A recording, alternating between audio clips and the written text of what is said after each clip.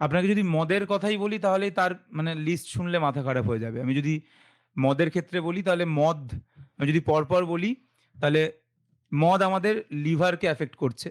যেখান থেকে fatty liver হয়ে হেপাটাইটিস হয়ে লিভার ক্যান্সার হতে পারে। মদ আমাদের অগ্ন্যাশয় বা প্যানক্রিয়াসকে এফেক্ট করছে।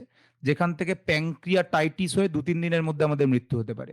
মদ আমাদের হৃৎপিণ্ডকে এফেক্ট করছে, হৃৎপিণ্ডটাকে বড় করে দিচ্ছে যেটাকে আমরা ডাইলেটেড কার্ডিওমায়োপ্যাথি বলি, হুম, যেখান থেকে হার্ট ফেলিওরে চলে যাচ্ছে। হুম, মদ আমাদের ব্রেনকে এফেক্ট করছে, সেখান থেকে হচ্ছে ওয়ার্নিকেস এনকেফেলোপ্যাথি। হুম, আপনার হাঁটাচলা করার ক্ষমতা চলে যাচ্ছে, আপনি আর চোখ নাড়াতে পারছেন না।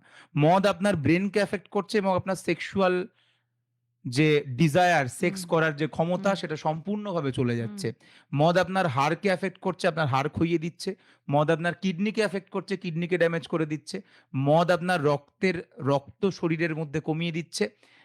আর কি বলব? মানে পরপর বলতে থাকলে মদের কোনো শেষ নেই। মদ সবকিছুই মোটামুটি একদম উপর থেকে নিচ অব্দি মদ একেবারে মানে ব্রেন থেকে শুরু করে, হার্ট থেকে শুরু করে, অগ্ন্যাশয় থেকে শুরু করে এবং সেক্সুয়াল ক্ষমতা থেকে শুরু করে আদার দ্যান লিভার মদ সবই মোটামুটি গল্প করে দিচ্ছে।